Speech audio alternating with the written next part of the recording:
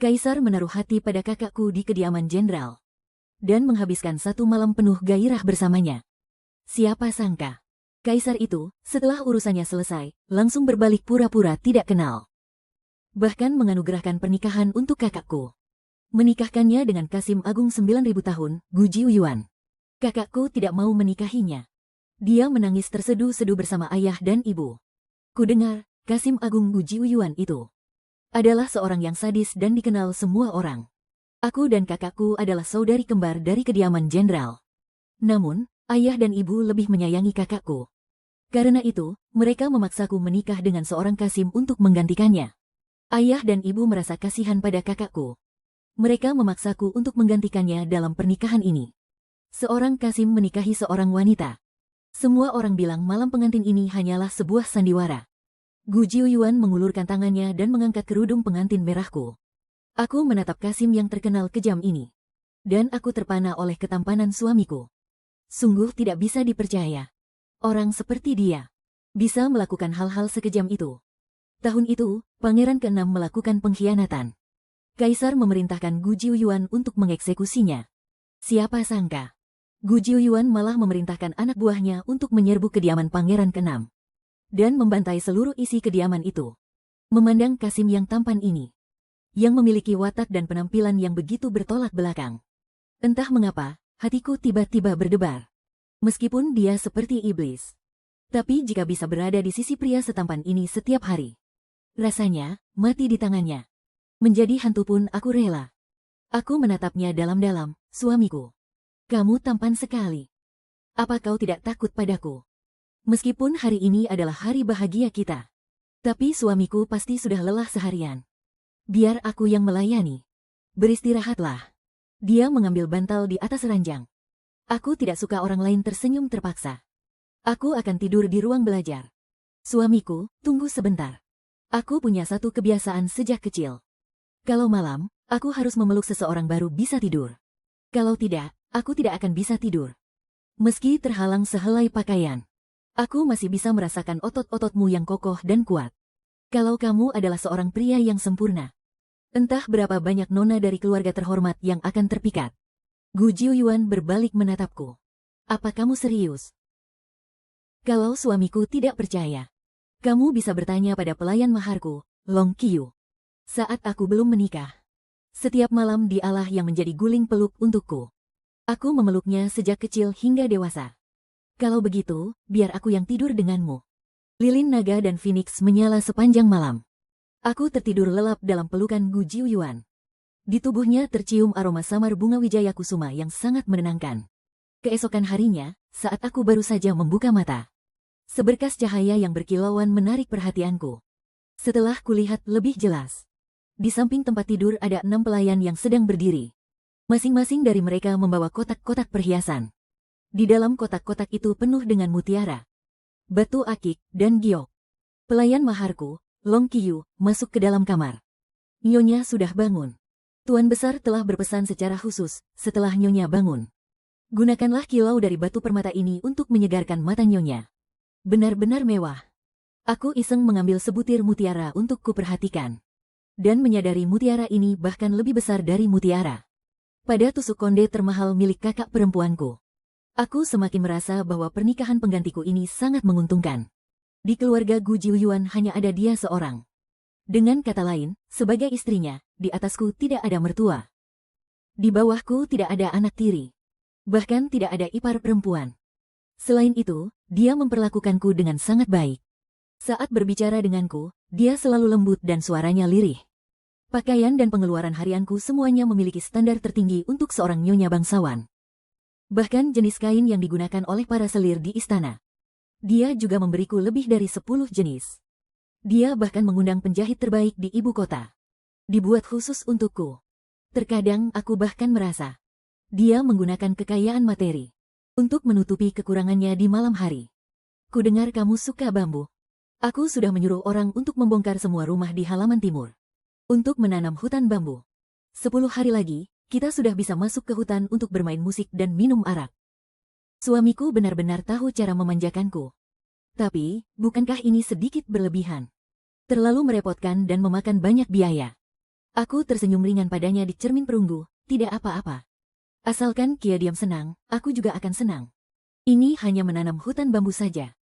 Upah yang kubayarkan kepada para pengrajin 2 kali lipat dari keluarga bangsawan lainnya. Suara Ko Chu Uyen sangat lembut. Terdengar seperti diselimuti angin musim semi. Tatapanku menjadi gelap. Tie Yen adalah nama kakak perempuanku. Sedangkan aku adalah adik perempuan yang menikah menggantikannya. Jika ingin mempertahankan semua yang kumiliki saat ini, aku terpaksa melupakan nama asliku. Beberapa hari lagi, aku ingin mengadakan pesta keluarga di kediaman ini. Tamu utamanya adalah Wakil Menteri Kiri, Asisten Prefek Metropolitan Kanan, Jenderal Besar Penenang Utara, serta Putri Vo dan suaminya. Nanti aku akan membawamu ke ruang belajar untuk melihat lukisan potret mereka. Kamu harus mengingat wajah mereka baik-baik. Jangan sampai salah memanggil orang nanti. Ayah pernah memberitahuku dan kakakku tentang rahasia perebutan tahta di istana. Putra mahkota masih belum dinobatkan secara resmi.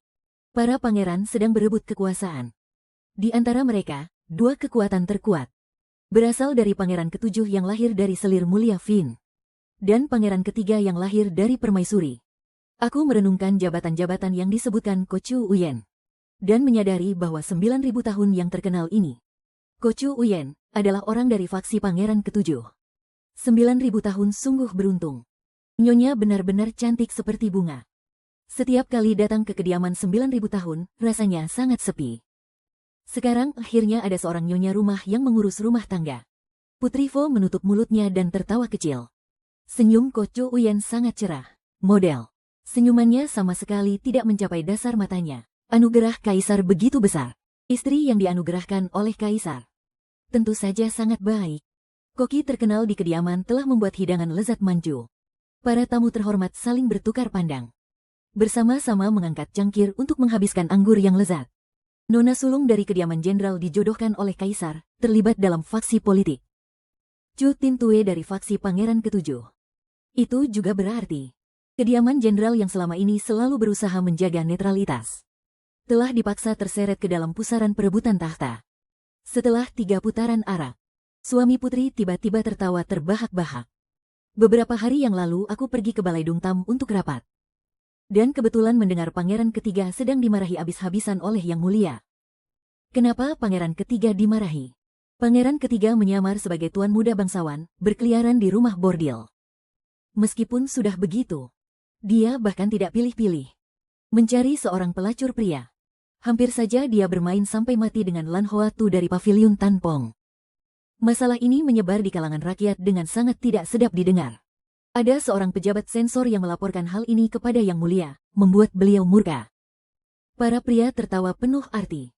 Hanya aku dan Putri Fu yang menunjukkan ekspresi bingung.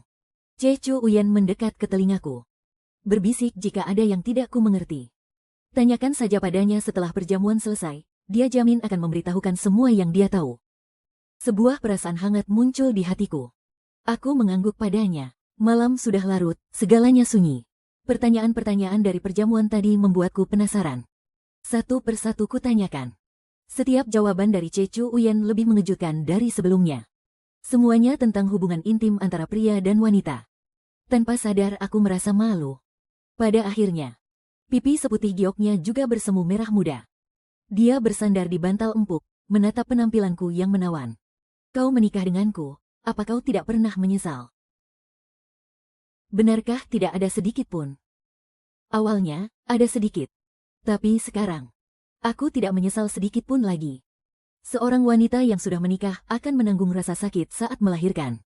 Aku pernah mendengar bidan di kediaman jenderal berkata, wanita yang melahirkan anak sama saja dengan melangkahkan satu kaki ke gerbang kematian. Tidak peduli apakah itu istri rakyat jelata atau selir kekaisaran. Di ambang kematian, semuanya sama saja. Gu Jiuyuan adalah seorang kasim. Aku adalah istri seorang kasim. Seumur hidup ini, aku tidak akan pernah bisa melahirkan anak. Seumur hidupku ini, tidak akan pernah menghadapi bahaya maut karena melahirkan. Dia menatapku sejenak. Lalu tiba-tiba mengulurkan tangannya, mengambil sebuah kotak perak dari lemari pendek di sebelahnya. Kemudian, dia membelakangiku saat membukanya. Aku penasaran dan mendekat untuk melihat. Pupil mataku seketika melebar karena terkejut. Saat aku sadar, matahari sudah tinggi. Aku mengusap pinggangku yang pegal lalu duduk. Dan dikejutkan oleh Gu Jiuyuan yang sedang berdiri di samping ranjang. Tatapannya padaku terasa aneh sekaligus membara. Lin Qiaoyan, aku tahu Yang Mulia pernah memanggilmu untuk melayaninya. Tapi kenapa kamu masih perawan? Dia membentangkan sehelai kain sutra putih. Noda darah di atasnya bagaikan bunga prem merah yang sedang mekar. Buktinya sangat jelas. Sulit untuk disangkal. Aku mengerjap-ngerjapkan mataku. Suamiku, benda giok itu kan tidak bernyawa. Tidak tahu mana yang pelan, mana yang kencang. Bukankah semalam kita sedikit terlalu bersemangat? Gu Jiuyuan terdiam sejenak. Lalu berbalik dan pergi. Nyonya, ini adalah jubah bulu rubah putih dari Beijing yang dikirimkan Tuan. Nyonya, ini adalah mutiara malam yang Tuan dapatkan dari istana. Nyonya. Ini adalah tusuk konde giok dengan model yang sama seperti milik selir Mai. Setelah malam yang penuh gairah, standar pakaian dan kebutuhanku sehari-hari naik ke tingkat yang baru. Hadiah dari Gu Jiuyuan terus mengalir ke kamarku bagaikan air. Aku mengenakan jubah bulu rubah putih, memakai tusuk konde giok, dan duduk di dekat jendela sambil memandangi mutiara malam. Tiba-tiba aku teringat kehidupanku dulu di kediaman jenderal. Ayah dan ibu di permukaan terlihat adil. Tetapi sebenarnya mereka selalu lebih menyayangi kakak perempuanku. Dari kecil hingga besar, kakakku selalu yang pertama memilih perhiasan. Pakaian selalu kakak yang pilih lebih dulu. Setelah kita membuat masalah bersama, yang dimarahi adalah aku. Bahkan untuk urusan besar seumur hidup seperti pernikahan, ibu juga menggunakan air mata untuk memaksaku menikah menggantikan kakak. Kalau saja, Gu Jiuyuan benar-benar seorang Kasim yang cabul, kejam, dan tidak berperasaan. Bukankah hidupku ini sudah tamat? Untungnya Gu Jiuyuan memperlakukanku dengan sangat baik. Bahkan memberiku perasaan dicintai dan dihargai. Musim dingin berlalu, musim semi pun tiba. Hari itu, aku sedang duduk memainkan gukin di hutan bambu. Pelayan Long Qiyu bergegas menghampiriku. Aku mengangkat kepala menatapnya. Nyonya, ada masalah. Nona kedua dari kediaman siang akan menikah. Hatiku sedikit terguncang. Nona kedua, dia menikah dengan tuan muda yang mana? Pangeran ketiga yang berinisiatif melamarnya. Nona kedua juga berkata, berharap Nyonya bisa kembali ke kediaman siang untuk mengantarnya menikah. Apa yang ayah pikirkan? Pangeran ketiga pasti akan ikut dalam perebutan tahta. Sedangkan Jiu Qiansui adalah orangnya pangeran ketujuh. Bukankah ini artinya kediaman siang ingin bermain aman di dua kubu? Hamba pernah mendengar sebuah pepatah. Jangan menaruh semua telur dalam satu keranjang. Mungkin ini adalah strategi sementara dari Tuan Perdana Menteri. Sudahlah, sebaiknya aku pulang untuk melihatnya. Long Qiyu, suruh seseorang untuk memberitahu Jiu Qiansui. Siapkan kereta untukku nanti sore. Di kediaman siang, suasananya begitu suram. Kakak masih saja menangis. Melihatku masuk, tangisannya malah semakin kencang. Aku jadi sedikit kesal. Kakak, jangan menangis lagi. Aku hanya pulang sebentar. Kakak, apa yang kau lakukan? Kenapa kau memegang tanganku? Bahkan menyuruhku duduk di sebelahnya semalaman. Jangan salahkan kakakmu kalau dia menangis. Pangeran ketiga itu adalah iblis pengacau yang terkenal di seluruh ibu kota. Setiap hari hanya tahu bermain wanita. Menikah dengannya pasti akan sangat menderita. Nasibnya tidak akan bisa seberuntung dirimu. Aku menepis tangannya dengan kasar. Nasibku baik. Kalau Gu Jiuyuan adalah orang mesum berhati serigala, apa aku masih bisa berdiri utuh di hadapan kalian sekarang? Bukankah sekarang kau baik-baik saja? Kau menggantikanku menikah dengan 9.000 tahun. Setiap hari mengenakan sutra dan brokat. Suami istri saling mencintai dan harmonis. Benar, dari kecil sampai besar.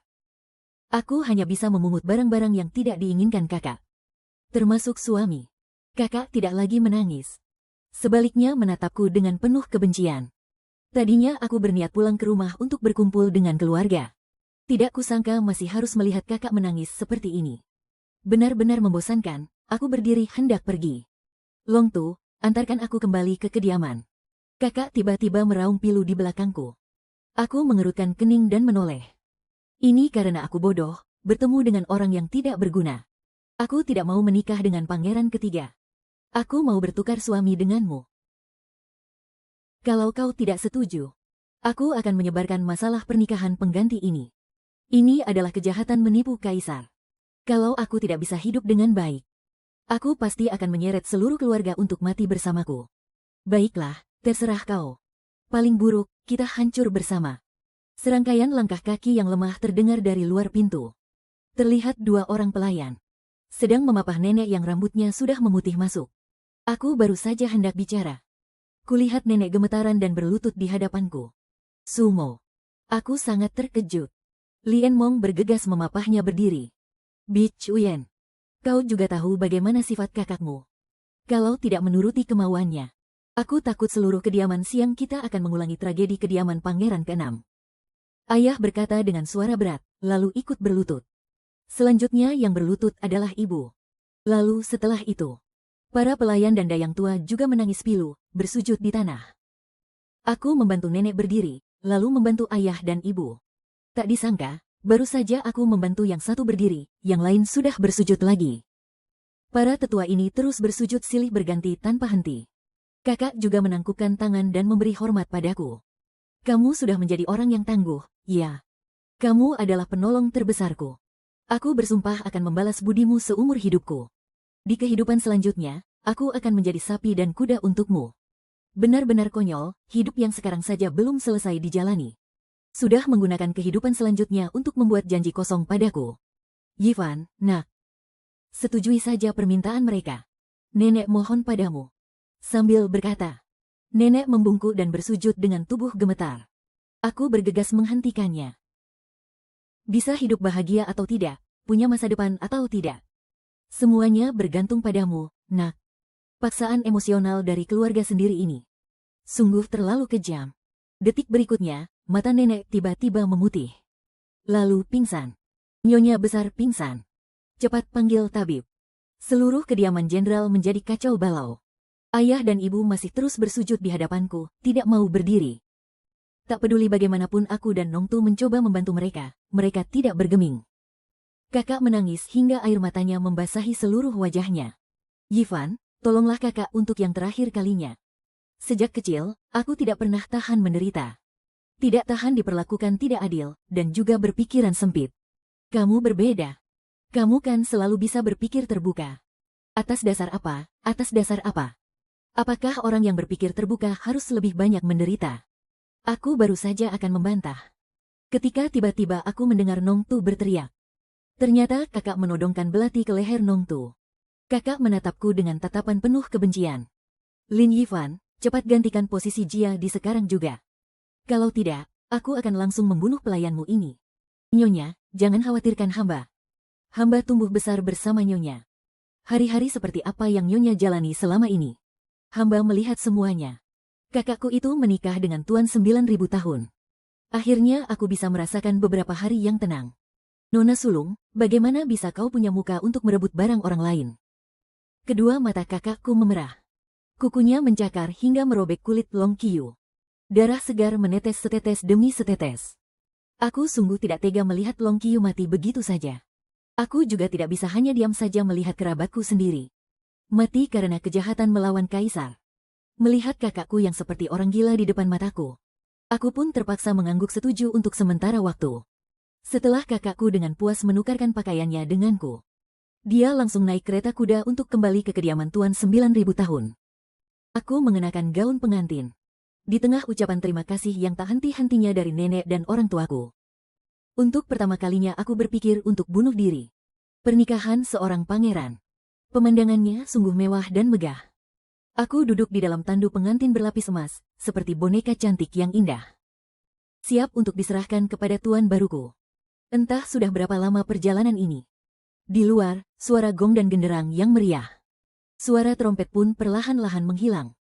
Di tengah kesunyian yang tak berujung ini, tiba-tiba terdengar raungan marah yang memekakkan telinga. Berhenti, ini perampokan. Perampokan. Beraninya ada orang di siang bolong merampok tandu pengantin seorang putri. Aku langsung menyibakkan tudung pengantinku. Aku bahkan belum sempat bicara. Tandu pengantin sudah berguncang hebat ke kiri. Kepalaku terbentur keras pada bingkai jendela tandu yang berlapis emas. Rasa sakit yang tajam langsung menyerang. Aku langsung pingsan di tempat. Saat aku sadar kembali, aku mendapati diriku terikat di dalam sebuah penjara batu yang gelap gulita. Seorang pria dengan mata yang menawan dan wajah tampan sedang menatapku. Lem Nat Uyen, kakakmu itu benar-benar tidak tahu malu. Pertama, dia naik ke ranjangku. Kemudian, dia naik ke ranjang ayahku sang kaisar. HMPH, lalu menjadi wanita Kasim itu, HMPH. Kalian para putri dari kediaman Perdana Menteri, tidak ada satupun yang baik. Aku baru sadar. Pria di hadapanku ini adalah pangeran ketiga. Sungguh tidak kusangka. Kakak perempuanku yang anggun dan lembut itu ternyata bisa begitu berani menjalin hubungan terlarang dengan ayah dan anak dari keluarga kekaisaran. Menyebabkan begitu banyak skandal asmara. Penculikan pengantin sebelum pernikahan ini sepertinya direncanakan oleh pangeran ketiga sebagai balas dendam. Pangeran ketiga melihatku tidak menjawab. Lalu membuka pintu sel dan berjalan ke arahku. Aku menatap pedang panjang yang berkilauan di tangannya. Hatiku panik. Yang mulia pangeran ketiga, hamba ingin mengatakan sesuatu. Katakan. Orang yang saat itu dinikahkan dengan 9.000 tahun dari kediaman siang. Bukanlah kakak perempuanku. Hahaha, menarik, menarik. Hahaha. Jadi, kaulah istri sebenarnya dari anjing pemburu kekaisaran itu. Aku mengangguk. Gu Jiuyuan adalah orang kejam yang posisinya hanya di bawah satu orang, tetapi di atas puluhan ribu orang. Karena itu, meskipun seorang pangeran, seharusnya tetap segan terhadap 9.000 tahun yang terkenal kejam itu. Siapa sangka, pangeran ketiga ini malah mengulurkan tangannya untuk membelai wajahku. Aku menatapnya dengan panik. Yang mulia, mohon jaga sikap Anda. Dia mencengkeram daguku dengan dua jarinya. Matanya memerah karena amarah. Kau menjaga kesucianmu demi seorang Kasim mandul. Apa kau pernah merasakan kenikmatan yang sesungguhnya? Omong kosong apa yang kau katakan, aku marah sekaligus malu. Lalu menggigit tangannya dengan keras. Dia kesakitan lalu menamparku dengan keras. Wanita milik si Kasim anjing itu ternyata sama saja seperti anjing. Berani-beraninya menggigit orang. Sekarang, kau adalah istriku. Kau hanya perlu melahirkan seorang pewaris untukku. Dan aku akan melupakan segalanya. Aku menggelengkan kepala. Hanya seorang wanita lemah sepertimu berani-beraninya menentang pangeran ini. Pangeran ketiga menjadi murka. Dia bertepuk tangan dua kali. Seorang pengawal dari luar membawa sebuah cambuk kulit. Pengawal lainnya maju untuk membantuku berdiri. Detik berikutnya, cambuk panjang itu bersuit di udara. Mendarat dengan keras di bahuku. Sakit sekali. Satu cambukan lagi. Lalu cambukan ketiga. Cambukan keempat. Hingga pangeran ketiga melemparkan cambuknya. Pakaian di tubuhku sudah basah oleh darah dari luka-lukaku. Meninggalkan noda-noda merah dengan corak yang berbeda-beda. Lin Yiwan, aku paling benci wanita sepertimu. Jika kau mau sedikit saja menyerah, mungkin aku sudah akan melepaskanmu. Tangan pangeran ketiga terulur ke kerah bajuku. Aku bersandar di dinding, menarik napas dingin. Dahiku basah oleh keringat dingin karena rasa sakit. Ujung jarinya membawa sensasi agresif yang tak bisa kuabaikan. Menekan tulang selangkaku. Aku akan mengukir namaku di dadamu. Pengawal, bawa jarum kemari. Para wanita bangsawan selalu bangga dengan tubuh mereka yang bersih tanpa celah. Bahkan jika itu adalah pasangan bangsawan biasa. Sang suami juga tidak akan tega meninggalkan bekas luka permanen di tubuh istrinya. Pangeran ketiga melakukan ini. Jelas untuk mempermalukanku dan Gu Jiuyuan. Jarum perak yang panjang dan tipis itu dipanaskan di atas api besar hingga memerah. Saat aku melihat pangeran ketiga mendekat sambil memegang jarum itu, aku pun terisak. Yang mulia, hentikan. Suara Gu Jiuyuan yang penuh amarah terdengar dari kejauhan. Ketika aku sadar, Gu Jiuyuan sedang duduk di samping tempat tidur, wajahnya tampak kelam. Aku sebenarnya ingin mengatakan padanya bahwa aku baik-baik saja. Tetapi karena luka di tubuhku terlalu sakit, aku malah meringis dan mengerang kesakitan. Dengan penuh kasihan, dia mengulurkan tangan untuk membelai pipiku. Gu Jiuyuan begitu lembut. Aku sangat menyukainya. Aku terus mengulangi kalimat itu dalam hati. Tetapi aku melihat Gu Jiuyuan tertegun. Mengapa ekspresinya seperti itu? Aku tahu. Kau masih demam. Tidurlah sebentar. Wajahnya memerah sambil mengelus rambutku. Jangan-jangan aku demam sampai mengigau seperti ini. Kamu sudah menyuarakan semua isi hatiku tadi. Sudah keluar, kan? Antara malu dan marah, amarahku memuncak hingga aku pingsan. Aku pun kembali kehilangan kesadaran. Jiu Qiansui, hamba tahu hamba salah. Mengingat aku dan dia adalah kakak beradik kandung. Hamba mohon yang mulia mengampuni nyawa hamba. Pada suatu hari, jeritan pilu kakak membangunkanku dari mimpi. Aku bersandar di dipan empuk, memiringkan kepala untuk melihat. Kulihat kakak sedang berlutut di tanah. Dia membenturkan kepala hingga rambutnya acak-acakan. Wajahnya menunjukkan kepanikan dan ketidakberdayaan. Yang Mulia Pangeran Ketiga mengumumkan kepada publik bahwa kediaman Xiao telah dirampok. Nona muda kedua telah tewas di tangan para perampok. Aku bukanlah nona muda kedua dari kediaman Xiao. Namaku adalah Lem Kie Diem. Seharusnya, akulah istri sahnya. Wanita di ranjang itu baru istriku. Lalu, siapa kamu? Adikku yang baik, tolonglah kakakmu ini. Kakak rela menjadi pelayanmu. Seumur hidup ini, aku akan bersujud di kakimu untuk melayanimu. Kakak minta maaf, Dik. Kalau permintaan maaf saja sudah cukup. Untuk apa ada pengadilan? Adik, sekarang kakak baru mengerti pangeran ketiga itu. Dia benar-benar pria hidung belang yang tak punya perasaan. Tertipu oleh bujuk rayunya. Para gadis yang bercinta dengannya. Pasti bukan hanya aku seorang. Kakak selalu khawatir suatu saat nanti skandal memalukan itu akan tersebar luas. Namun hari itu, Yang Mulia Kaisar datang berkunjung diam-diam ke kediaman Xiao untuk beristirahat. Dan bahkan menyinggung masalah ini di meja perjamuan. Mendengar hal ini, mataku terbelalak ngeri. Kakakku menggertakkan giginya dan melanjutkan. Aku sudah memohon kepada Yang Mulia Kaisar untuk mengampuni nyawaku. Tetapi malah dipaksa minum beberapa gelas arak yang keras, lalu dibawa ke kamar tidurnya. Sungguh menggelikan. Memangnya kenapa kalau kami adalah wanita bangsawan dari keluarga terhormat? Pada akhirnya, kami juga hanyalah mainan bagi ayah dan anak dari keluarga kekaisaran, bukan? Dulu saat Yang Mulia menganugerahkan pernikahan ini, beliau pernah berkata padaku. Gadis desa itu pada dasarnya serakah. Hanya ingin memanjat ke tempat yang lebih tinggi. Ayah dan anak pun tidak dilewatkannya.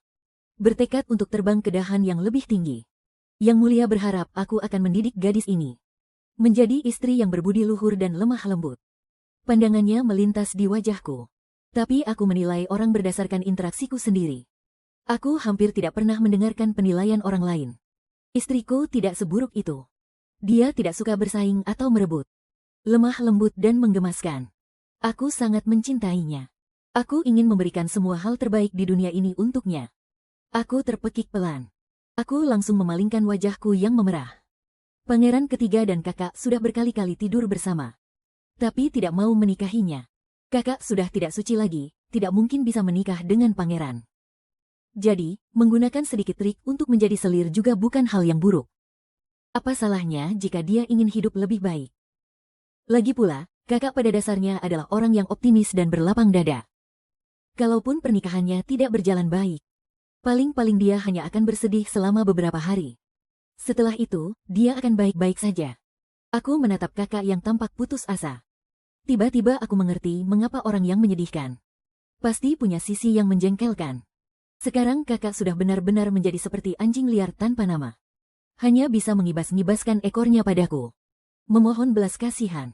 Aku menyuruh Long Tu untuk memberinya beberapa keping perak, lalu mengantarnya ke sebuah villa di hutan untuk menyendiri. Tetapi kakak malah menepis kepingan-kepingan perak itu. Lalu menangis meraung-raung. Kau dan aku ini kakak beradik.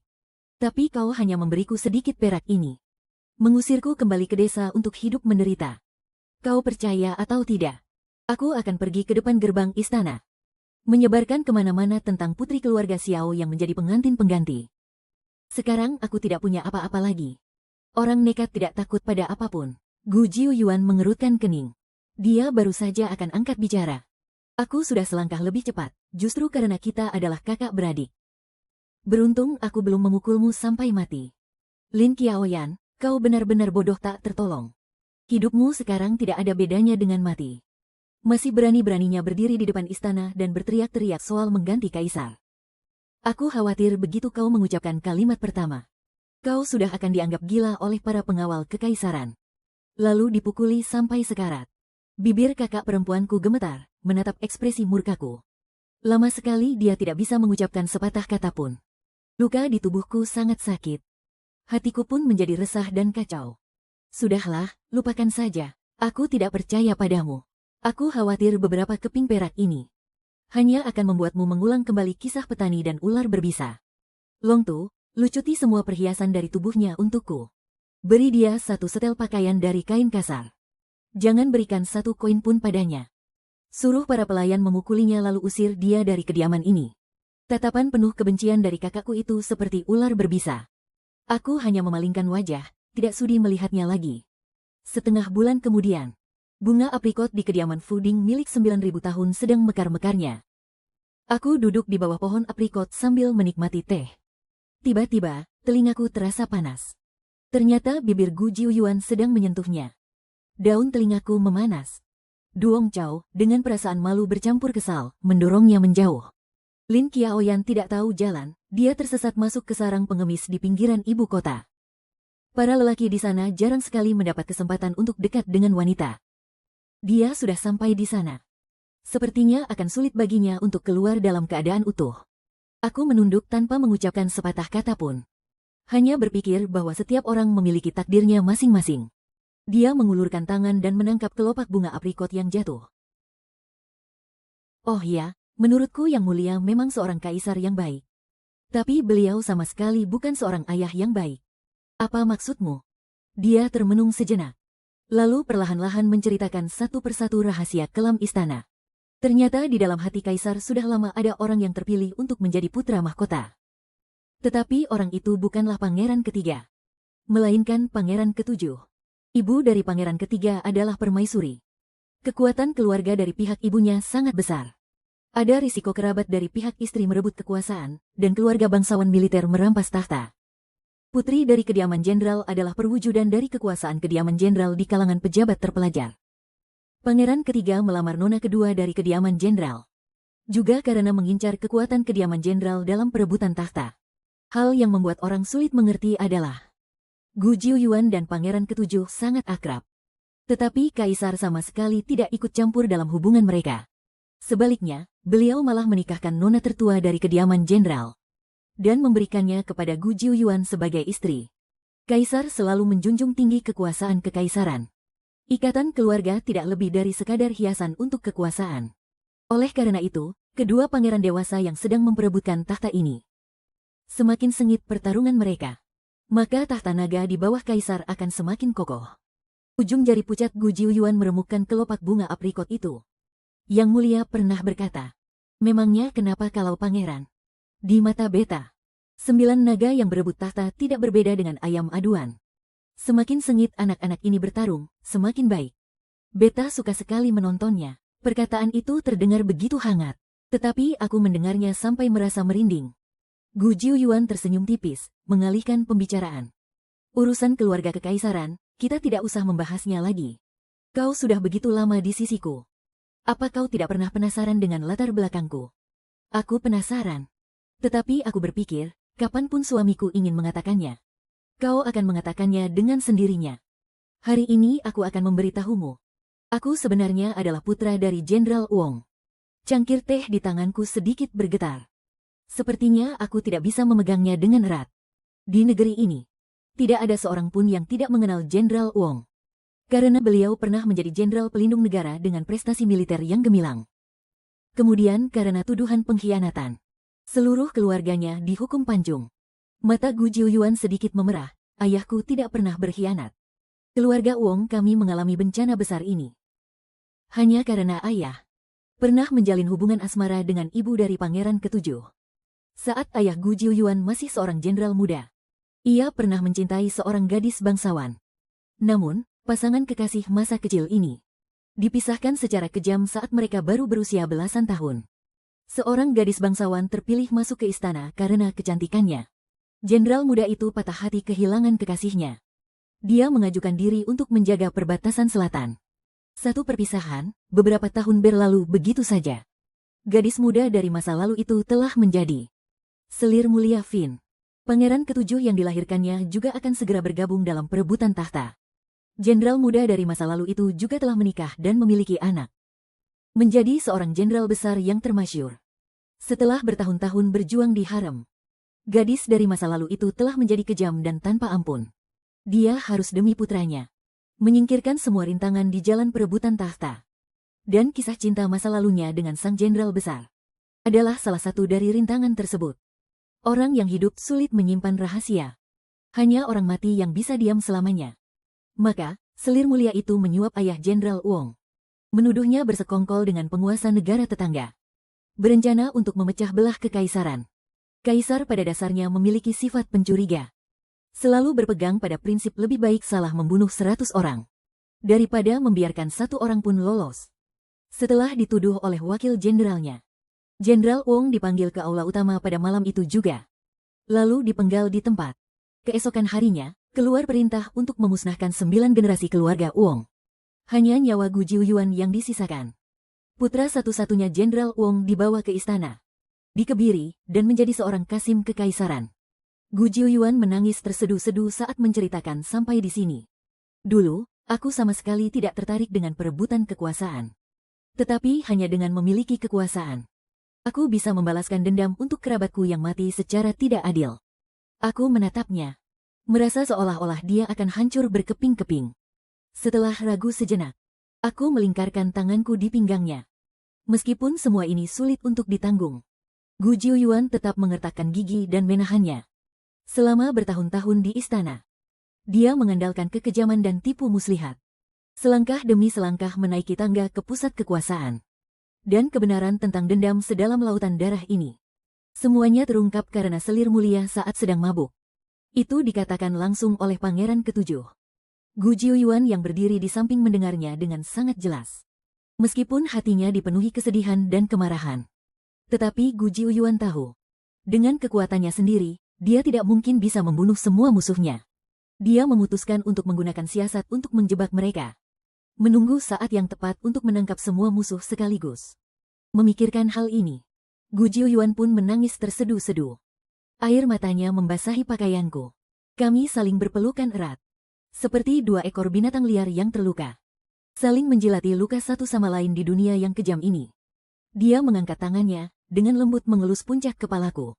Semuanya akan segera berakhir. Awan, tunggu setelah aku selesai membalas dendam. Aku akan bisa mencintaimu dengan sepenuh hati. Angin kencang berembus. Bunga-bunga dari pohon aprikot berguguran seperti hujan. Di tengah musim semi yang hangat ini, aku justru bisa mencium aura membunuh yang suram darinya. Jiu Qiansui akhirnya tiba. Sudah lebih dari 10 hari kita tidak bertemu di arena berburu musim gugur ini. Pangeran Ketujuh menyapa Gu Jiuyuan dengan antusias. Gu Jiuyuan tersenyum dengan indah. Tetapi sorot matanya memancarkan cahaya dingin. Memang sudah beberapa hari kita tidak bertemu. Yang mulia Pangeran Ketujuh. Semuanya sudah disiapkan sesuai dengan perintah Jiu Qiansui. Sejak Anda memilihku, aku selalu menuruti semua perintahmu. Gu Jiuyuan mengangguk puas. Aku sudah lama mendengar bahwa Gu Jiuyuan diam-diam membantu Pangeran Ketujuh. Dan Pangeran Ketujuh juga sangat mempercayainya. Bahkan secara pribadi mereka saling memanggil saudara. Hanya saja, Gu Jiuyuan bisa bersikap begitu ramah kepada putra musuhnya. Aku takut. Hatinya sudah mati rasa karena menahan semua penderitaan ini. Sungguh menyakitkan. Setelah mereka selesai berbicara, aku mengikuti Gu Jiuyuan kembali ke tendanya. Tetapi sepanjang jalan, senyum dingin tak pernah lepas dari bibirnya. Pertunjukan yang bagus akan segera dimulai. Awan, makanan penutup dan camilan yang kamu suka. Suamimu ini sudah menyiapkannya untukmu. Sore harinya, perburuan musim gugur resmi dimulai. Kaisar menganggap dirinya sudah tua tetapi masih kuat. Tidak mau mendengarkan nasihat apapun. Untuk menunggu anjing pemburu dan para pengawal. Seorang diri menunggangi kuda. Membawa Pangeran Ketiga dan Pangeran Ketujuh menyerbu masuk ke dalam hutan untuk berburu. Gu Jiuyuan memandangi punggung mereka bertiga. Sambil mengupaskan permen renyah untukku. Permen udang perak dari Su Bao Zai. Aku ingat kamu pernah bilang suka makan hidangan laut. Cobalah. Aku dengan patuh membuka mulut dan memakannya. Dia tersenyum puas. Lalu menyuapiku sepotong kue melon. Dan seiris kue ham Yunan. Jangan makan terlalu banyak. Tiba-tiba, terdengar ringikan kuda yang menyedihkan dari dalam hutan. Para pejabat dan bangsawan berhenti mengobrol. Serentak memandang ke kejauhan. Permaisuri dan selir mulia Fin tampak sangat gelisah. Gu Jiuyuan seolah tidak mendengar apa-apa, dia mengupas sebuah jeruk madu. Dan meletakkan setiap kelopaknya ke dalam mangkuk di tanganku. Cobalah, jeruk persembahan ini sangat manis. Seseorang berteriak, ada pembunuh. Ayahanda Kaisar terluka. Pangeran Ketujuh keluar dari hutan dengan menunggangi kudanya, wajahnya penuh kepanikan. Di belakangnya ada seekor kuda kekaisaran. Di atas punggung kuda itu ada kaisar, jubah naganya berlumuran darah. Tidak diketahui hidup atau mati. Para tabib istana bergegas berlarian membawa kotak obat mereka. Semua orang sibuk hingga tengah malam. Akhirnya berhasil menyelamatkan nyawa kaisar. Pangeran ketiga tidak terlihat dimanapun. Pembunuhnya belum tertangkap. Sedangkan pangeran ketujuh sepertinya mengalami guncangan hebat, tidak mengucapkan sepatah kata pun. Sebagai ibu dari pangeran ketiga, hati Permaisuri terbakar oleh kecemasan. Dia bahkan tidak lagi memedulikan statusnya terhadap selir mulia Fin yang sedang melindungi pangeran ketujuh. Setelah bertengkar hebat, dia memerintahkan para pengawal kekaisaran untuk membawa anjing pemburu dan menyisir seluruh hutan. Beberapa saat kemudian, akhirnya pangeran ketiga ditemukan, tubuhnya telah dicabik oleh serigala liar. Mayatnya tercabik-cabik hingga hancur. Melihat jasad putranya yang hancur dan bersimbah darah, Permaisuri pun langsung jatuh pingsan. Kaisar telah siuman. Matahari sudah meninggi. Para selir, wanita bangsawan, dan para menteri penting berlutut berkerumun di luar tenda kekaisaran. Aku pun ikut berlutut. Tanpa sengaja aku mendongak dan melihat selir mulia Dung dengan raut wajah penuh kecemasan. Gu Jiuyuan adalah kepala Kasim yang paling diandalkan oleh kaisar. Dia segera dipanggil masuk ke dalam tenda untuk melayani. Sesaat kemudian, dia keluar dengan ekspresi yang sangat serius. Pangeran ketujuh Yonghai berhati kejam dan jahat. Bersekongkol untuk mencelakai saudara kandungnya. Mulai hari ini, statusnya diturunkan menjadi rakyat biasa. Diasingkan ke pagoda Ninggu. Selir mulia Fin tidak becus mendidik putranya. Mengirim pembunuh bayaran dari keluarganya untuk membunuh keturunan kerajaan. Gelarnya dicabut seketika. Diturunkan pangkatnya menjadi daying, dan seluruh keluarga Fin dihukum penggal. Yang mulia, hamba difitnah. Hamba benar-benar telah difitnah. Gu Jiuyuan memberi isyarat mata kepada pengawal kekaisaran. Pengawal itu pun segera bertindak. Jeritan pilu selir mulia dibungkam oleh sepotong kain kasar yang disumpalkan ke dalam mulutnya. Musim gugur berlalu, musim dingin pun tiba. Luka kaisar masih belum menunjukkan tanda-tanda kesembuhan. Dan kondisinya semakin hari semakin melemah. Tidak lama setelah salju pertama musim itu turun, Yuan membawa kabar bahwa kaisar telah mangkat. Istana diselimuti salju putih, kain perkabungan digantung di mana-mana. Permaisuri kehilangan putranya, kemudian kehilangan suaminya. Tidak lama kemudian, dia pun menyusul mendiang kaisar. Saat dua pihak bertarung, pihak ketigalah yang diuntungkan. Tidak ada seorang pun yang menyangka bahwa orang yang pada akhirnya naik tahta adalah pangeran ke-13 yang baru berusia 5 tahun. Yang membuat para menteri semakin bingung adalah ibu dari kaisar cilik, Selir Si, bersikeras menginginkan Gu Jiuyuan untuk mendampingi kaisar cilik. Dia bahkan menyuruh kaisar cilik memanggil Gu Jiuyuan ayah asuh. Meskipun Gu Jiuyuan dijuluki Tuan 9.000 tahun, dia tidak hanya memiliki kecerdasan yang luar biasa. Selain itu, pengetahuannya sangat luas, dari astronomi hingga geografi. Berasal dari keluarga jenderal bela diri. Adalah talenta serba bisa yang langka. Tapi, beliau hanyalah seorang Kasim Agung yang pernah melayani di hadapan kaisar. Sedangkan untuk Selir Si, yang kemudian menjadi Ibu Suri, dalam sebuah perjamuan kecil, dia menceritakannya dengan perlahan. Ternyata Selir Si dulunya adalah seorang pelayan istana kecil. Kemudian suatu hari kaisar melihatnya, dan nasibnya langsung berubah. Saat Selir Si masih menjadi pelayan istana kecil, dia pernah meminta bantuan Gu Jiuyuan untuk diam-diam keluar dari istana demi merawat ibunya yang sedang sakit. Dia selalu mengingat hal ini. Gu Jiuyuan pada saat itu sudah menjadi kepala Kasim yang memegang kekuasaan besar. Tetapi perlakuannya terhadap bawahan masih sangat ramah dan mudah didekati. Kekuasaan, anggur lezat yang dicampur dengan racun ini, tetap tidak bisa merusaknya. Selir Si bersumpah dalam hati. Dia pasti harus membalas kebaikan orang baik ini. Kemudian, entah bagaimana cerita ini menyebar ke masyarakat. Rakyat semua menghela napas tanpa henti. Mereka menyebut 9.000 tahun sebagai pria luar biasa yang berani mencintai dan berani membenci. Dan kisah cinta yang mendalam antara 9.000 tahun dan istri tercintanya juga telah menjadi catatan tebal dalam buku sejarah. 4 tahun kemudian, pada festival Qingming, Gu Jiuyuan membawaku pulang ke kampung halaman untuk menghormati leluhur. Para leluhur keluarga Wang yang dulu meninggal karena ketidakadilan dipindahkan ke Jiangnan untuk dimakamkan kembali. Hujan gerimis turun dengan lembut. Dia menyalakan 3 batang dupa. Ayah, Dendam kesumat Asyang akhirnya telah terbalaskan. Wakil jenderal yang dulu memfitnah permaisuri di hadapan kaisar telah bunuh diri. Semua orang yang telah mencelakai keluarga Wang telah menjadi hantu di alam baka. Mulai sekarang, aku akan hidup dengan baik bersama Asyang. Setelah kembali ke ibu kota, kami mengadopsi seorang anak dari kerabat sebelah. Saat keluar dari rumah leluhur kerabat, aku melihat ayah dan ibu yang tampak cemas dan terburu-buru. Saat ayah dan aku saling memandang, dia mencoba memaksakan senyum untukku. Aku memanggil pelan, "Ayah."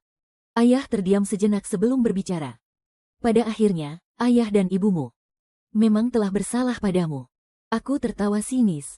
Bukankah semuanya sudah berlalu? Benar, hanya saja tidak tahu kakakmu. Bagaimana keadaannya sekarang? Dia sudah pergi ke kelompok pengemis di pinggiran ibu kota. Sudah lama sekali perginya. Ya Tuhan, kenapa hatimu begitu kejam? Itu kakak kandungmu. Bagaimana bisa kamu tega mengirim seorang gadis lemah sepertinya ke tempat berbahaya seperti itu? Ayah, cepat siapkan kuda untukku. Aku mau pergi ke ibu kota untuk mencari orang. Mulai hari ini, aku tidak punya anak perempuan berhati serigala bernama Lin Yiwa ini. Jangan gegabah. Sekarang dia adalah istri dari penasihat kaisar. Bagaimana bisa kamu begitu tidak sopan? Ibu menatapku dengan penuh kebencian. Tangannya mengepal erat. Kukunya hampir menancap ke telapak tangannya. Aku memang lebih menyayangi kakakmu. Karena itu aku ingin memberikan semua hal terbaik di dunia ini untuknya. Aku menatap ekspresi sedih dan putus asa mereka. Lalu tiba-tiba tertawa. Sayangnya, kalian sudah merencanakan semuanya. Tapi kakak malah berjalan sendiri ke sarang kelompok pengemis yang penuh dengan pria-pria bau itu. Setiap orang punya takdirnya masing-masing. Aku justru harus berterima kasih pada kakak karena membiarkanku menikah menggantikannya. Kalau tidak, orang yang berdiri di sini sekarang mungkin adalah dia, bukan aku. Tertawa dan terus tertawa. Air mata mengalir begitu saja dari mataku yang terasa perih. Entah sejak kapan Gu Jiuyuan sudah muncul di sampingku. Dia meletakkan tanganku di telapak tangannya. Hari sudah malam, ayo kita pulang. Ibu dari anak kita. Iya. Ayo kita pulang ke rumah.